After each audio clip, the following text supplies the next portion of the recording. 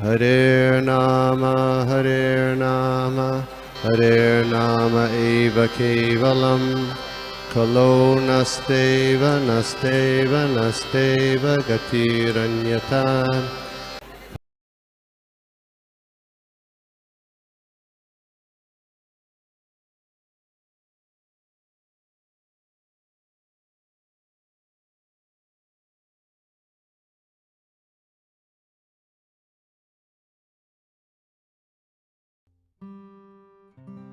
देख रहे हैं नारद भक्ति सूत्र, और इसका हम लोग देखने वाले हैं आज सूत्र नंबर 82 कल किया था हमने, आज हम लोग देखेंगे 83।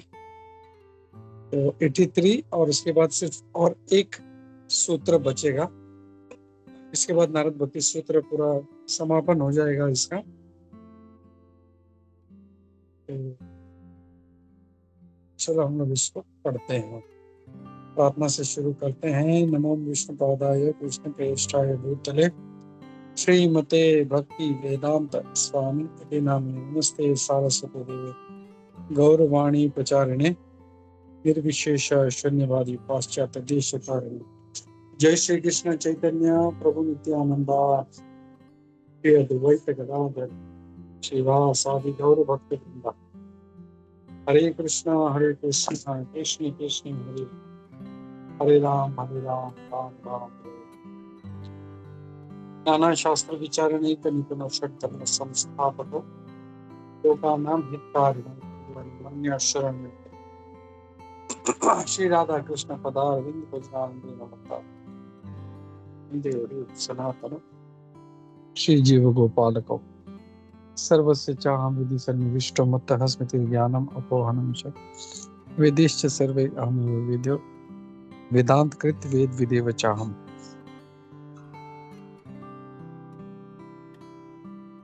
तो मैं शेयर करता हूँ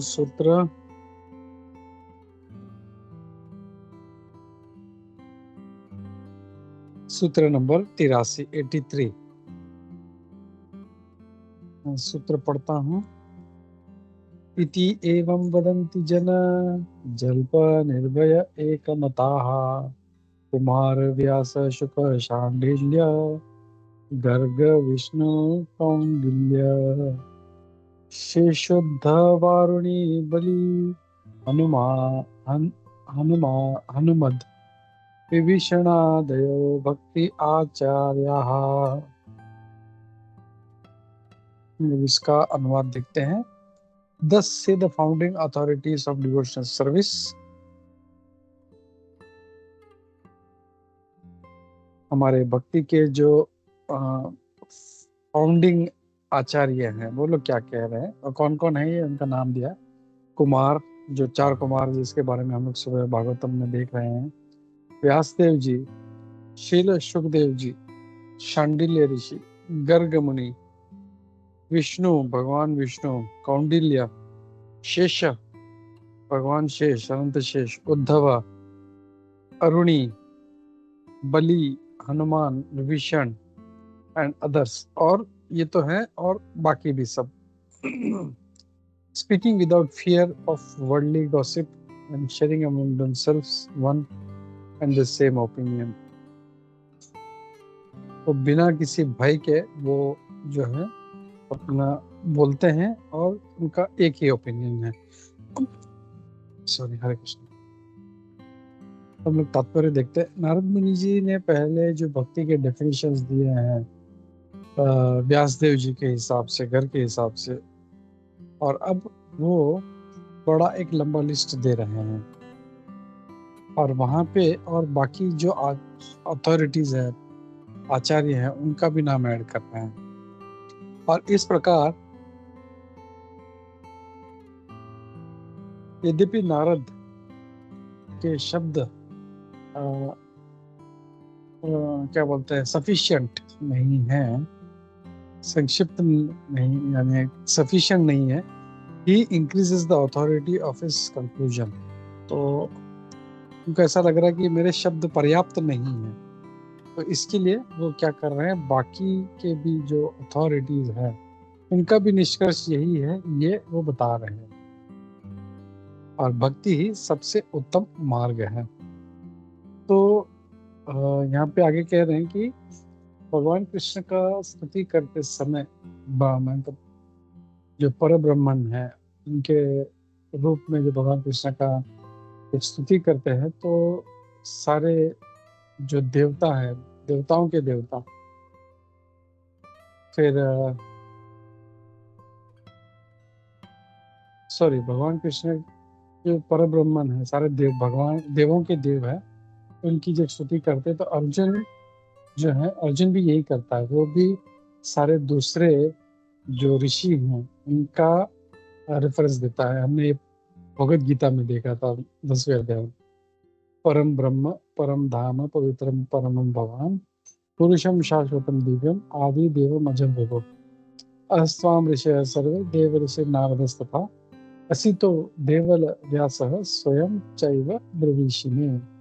तो क्या कहते हैं अर्जुन, आप परम भगवान हो, आप परम धाम हो, सबसे शुद्ध हो, परम सत्य हो, आप नित्य हो, शाश्वत आध्यात्मिक हो, परम पुरुष हो, अजन्मा हो और सबसे महान हो। और सारे जितने भी महान ऋषि हैं जैसे नारद, असित, देवल और व्यास इस बात की पुष्टि करते हैं। और अब आपने स्वयं भी यही कहा। तो ये 10वें अध्याय का श्लोक नंबर 12 और 13 है। तो अर्जुन जी भी भगवद गीता में यही बोलते हैं। वो जब भगवान की स्तुति करते हैं तो वो रेफरेंस देते हैं कि बाकी सारे ऋषि मुनि भी ये कह रहे हैं। तो प्रभुपाद जी लिखते हैं कि ऐसा नहीं है कि भगवान कृष्ण अर्जुन के मित्र हैं और इसके लिए वो उनका थोड़ा सा फ्लैटरिंग कर रहे हैं। नहीं, वो जो सच है वही बता रहे हैं। Whatever Arjuna says in these 2 verses is confirmed by Vedic truth। और ये 2 श्लोकों में जो भी अर्जुन ने कहा, ये वेदों में भी कहा गया है।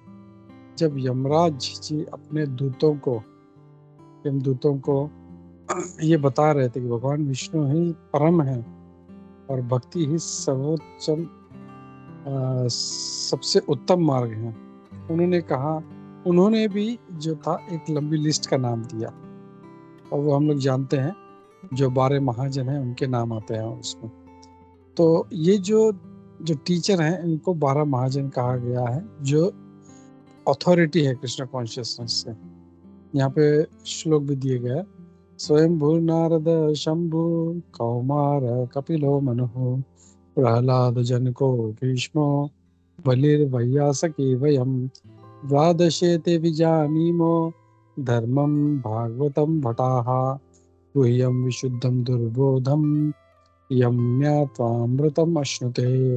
ये 6ठे स्कंद के 3रे अध्याय का श्लोक नंबर 20 है, जो जहाँ पे यमराज जी अपने दूतों को बता रहे हैं। ये वो अध्याय है जहाँ पे यमदूत जो है अजामिल का प्रसंग है, वो लाने का प्रयास करते हैं और तभी वो नारायण का नाम लेते हैं अजामिल, और तुरंत नारायण के जो दूत है, विष्णु दूत, वहां पहुंच जाते हैं और उनको वहां से भगा देते हैं। वो वापिस आके और जो है अपने स्वामी यमराज जी से पूछते हैं। उनको अभी तक यही लग रहा था कि हमारे जो मालिक है यमराज वही श्रेष्ठ है, क्योंकि एक बार उन्होंने ऑर्डर दे दिया तो कोई रोक नहीं सकता, हम उसकी आत्मा को निकाल के लेके आते।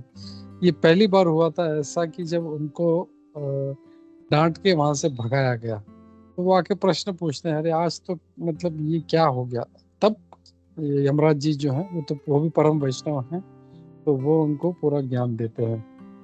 तब कहते हैं सारा ये जो श्लोक है उसके बारे में बता गया, और वो कहते हैं, मेरे प्रिय सेवकों, ये जो आध्यात्मिक धर्म का तत्व है जिससे भागवत कहा जाता है, भागवत धर्म या भगवान के प्रति शरणागत होना, उनके प्रति प्रेम करना, ये सारे भौतिक जो प्रकृति के गुण हैं इससे भिन्न है, उससे कलुषित नहीं हुआ है। इट इज़ वेरी कॉन्फिडेंशियल, बहुत ही गुप्त है और साधारण जीवों के लिए बहुत ही मुश्किल है इसको समझना। लेकिन अगर भाग्यवश अगर कोई व्यक्ति इसे समझ जाता है, वो तुरंत मुक्त हो जाता है और तुरंत भगवत धाम चला जाता है। बहुत अच्छा श्लोक है। गुह्यम विशुद्धम दुर्बोधम यम ज्ञात्वा अमृतम अश्नुते। नए श्लोक। इसमें इस श्लोक के तात्पर्य में श्री प्रभुपाद जी इस बात पे जोर दे रहे हैं कि कैसे जो ऋषि हैं उनका महत्व है,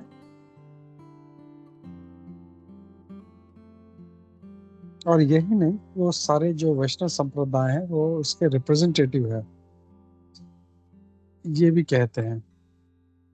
तो यहाँ पे फिर से महाराज जो 4 संप्रदाय हैं उनके बारे में बता रहे हैं। 4 संप्रदाय कौन सा है?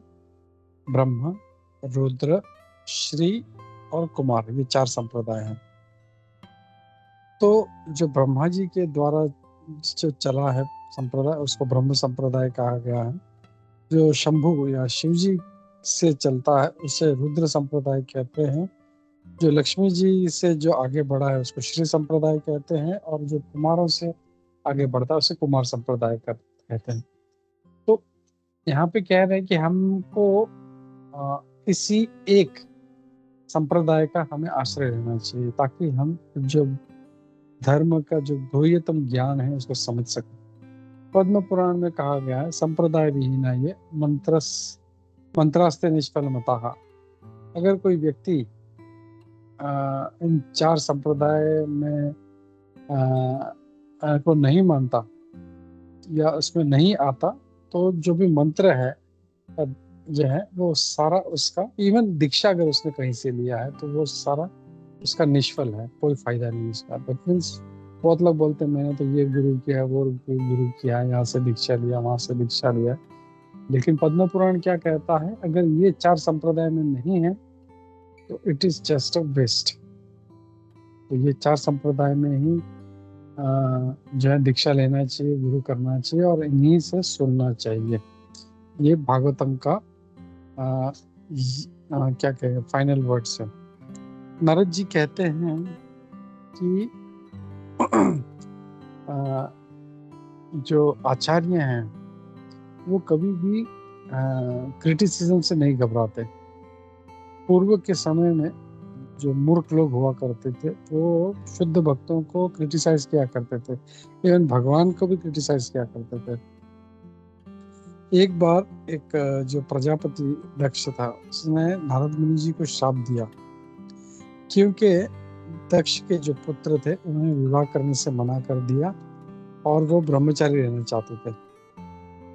तो दक्ष जो था, दक्ष ने नारद मुनि जी को कहा you sinful rascal. Just imagine, इतने शुद्ध भक्त है उनको बोलते हैं sinful rascal, and his father, so it is okay. तो वो कहते हैं कि तुम ऐसा नहीं करना चाहिए था। तो एज ए पिता उनको बहुत चिंता हो रही है और इसके लिए वो नारद मुनि जी को ऐसा बोल रहे हैं। हुआ क्या था कि उनके जो पुत्र हैं वो उनको प्रजा बढ़ाने के लिए दक्ष उनको पैदा करते हैं। नारद मुनि सबको तुरंत सबसे पहले पहुंच जाते हैं, उनको तत्व का ज्ञान देते हैं, उनको पूरा नॉलेज देते हैं और बोलते हैं ये मोह माया के चक्कर में मत पड़ो, निकलो यहाँ से। और ये सारे जो थे वो क्या कहते हैं तपस्या के लिए निकल जाया करते। तो इसके लिए दक्ष एक बार नहीं, उनके साथ कई बार होता है ऐसा। पहले 10,000 पुत्र निर्माण करते हैं, उनको भेज देते हैं, उसके पहले कुछ किए थे, उसके बाद कुछ करते हैं, फिर चतुर कुमार के साथ भी यही करते हैं। तो देन ही गेट्स एंग्री। तो नारद मुनि ने जो दक्ष का जो श्राप था उसको टॉलरेट किया। वो चाहते तो उसको वापस हटा सकते थे लेकिन नहीं किया और उन्होंने अपना प्रचार वैसे ही कंटिन्यू रखा। प्रभुपाद जी अपने तात्पर्यों में कंपेयर करते हैं कि नारद मुनि को जो क्रिटिसिज्म मिला था वो उसे अपने क्रिटिसिज्म से कंपेयर करते हैं। जो उनके जो शिष्य के जो माता पिता थे वो भी आके उनको ऐसे ही क्रिटिसाइज किया करते थे कि अरे हमारा बच्चा तुमने ले लिया, हम लोग अभी क्या करेंगे। तो ऐसा बहुत सा मतलब पेरेंट्स जो थे उनके डिसाइपल्स के आके उनको बोलते रहते थे। तो प्रभुपाद जी इसको कंपेयर किया करते, नारद मुनि जी को भी ऐसे श्राप मिला था, मुझे भी ऐसे मिल रहा है।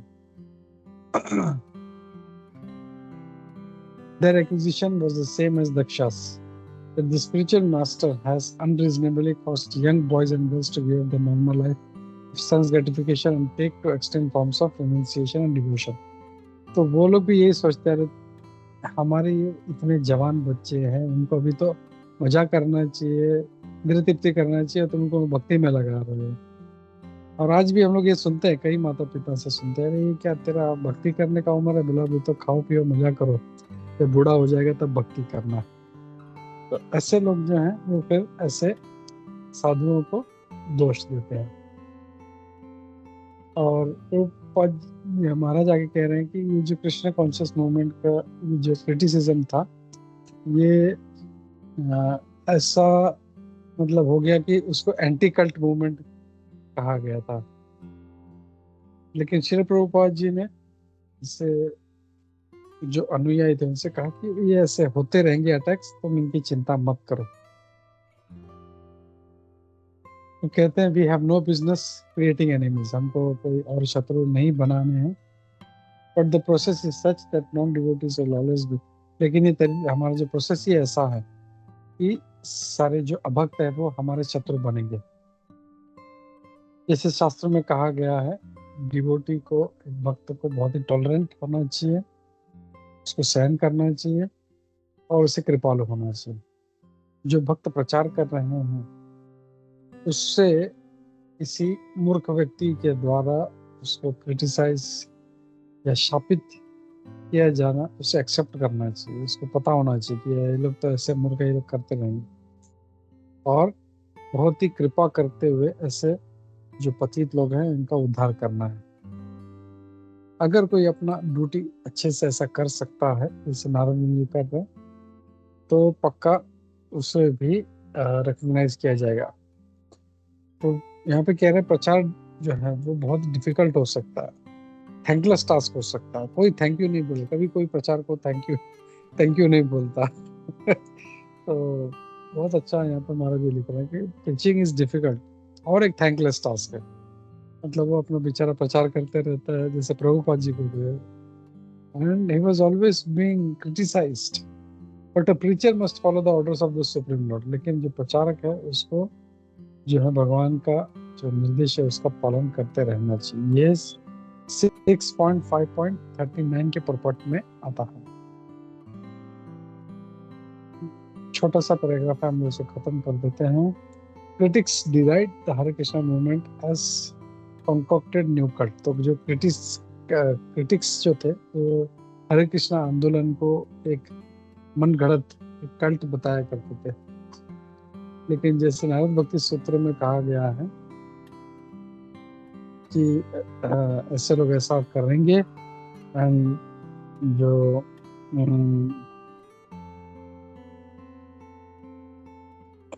सपोर्ट नारद भक्ति सूत्र में कहा गया है कि ऐसा जो हमारा आंदोलन है ये अथॉरिटी द्वारा, महाजनों द्वारा प्रमाणित है।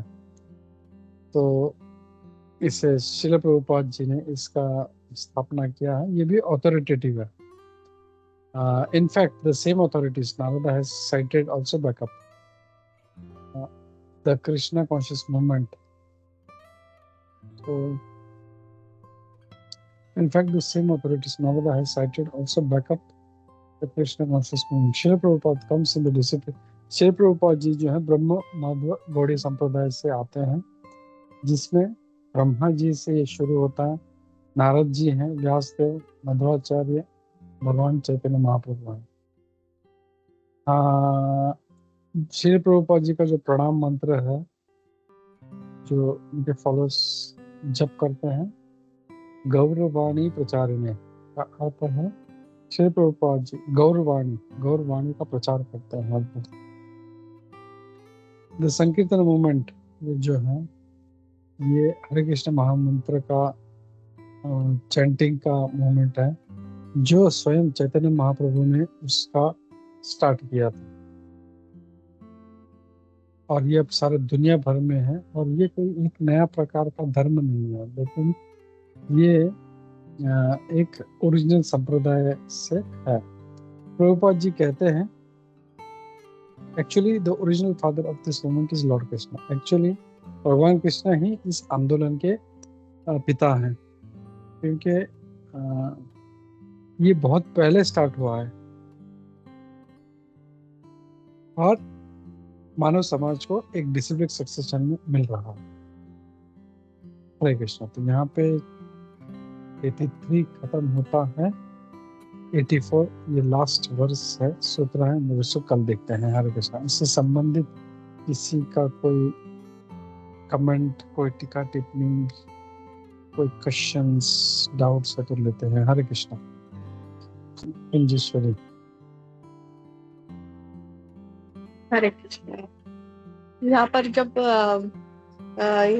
तात्पर्य में आया था कि किस तरह ये जो भगवान का प्रचार करने का काम है, या जो डिवोटी है वो किस तरह जो भक्त है उन्हें बोल के फिर भगवान के पास प्रचार करके भक्त बनाते हैं भगवान के पास। तो ये जब पढ़ रही थी तो मुझे जब प्रथम स्कंद था तो उसमें यही था कि दुर्गा माता के बारे में बोला था कि किस तरह यहाँ पर आते हैं मृत्यु लोक में, और दुर्गा माँ जो है कैसे इस दुर्ग में हमारी रक्षा करती है, माया शक्ति भगवान की किस तरह सब में डालती है, इतने कष्ट में ये सब करती है और फिर हमको भगवान की याद आती है, और उनकी प्रयास की वजह से हम भगवान की तरफ मुड़ जाते हैं और वो फिर भगवान की तरफ लेके जाती है, और ये उनका कार्य बहुत अच्छा होता है। लेकिन वहां पर लिखा है, भगवान बोलते हैं, महाप्रभुपाद जी बोलते हैं, तात्पर्य में समझाते हैं कि ये जो कार्य है ये इतना अच्छे तरह से करते हैं कि यहाँ पर रहते हुए भी सबको भगवान की याद आती है, भगवान के पास जाते हैं, लेकिन कोई भी उन्हें उसके लिए थैंक्स नहीं कहता। तो जब आज ये पढ़ रही थी तो मुझे याद आ गया। तो इसलिए हम जब भी दुर्गा माता के मंदिर में जाए और भगवान की माया शक्ति का विचार आए तो उन्हें थैंक्स कहना चाहिए कि उनकी वजह से आज हम भक्ति में है, उनकी वजह से ये रास्ता दिखा कि हम कृष्ण के पास जा सके। हरे कृष्णा।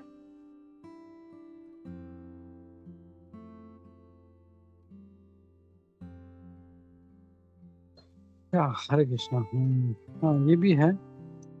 जैसे दुर्गा माता जो है एक जेलर है, जैसे प्रभुपाद जी हमेशा एग्जाम्पल देते हैं जेलर का।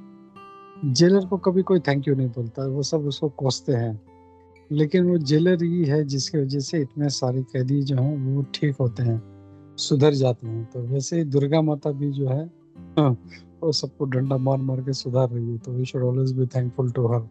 वो अगर हमको कृपा नहीं करेंगे, हम लोग सुधर नहीं पाएंगे। हम लोग भक्ति अगर करना है हम लोगों को, तो ये सब जो ऐसे टीचर हैं हमारे, उनके हाथों से गुजरना चाहिए, तो they can teach us better.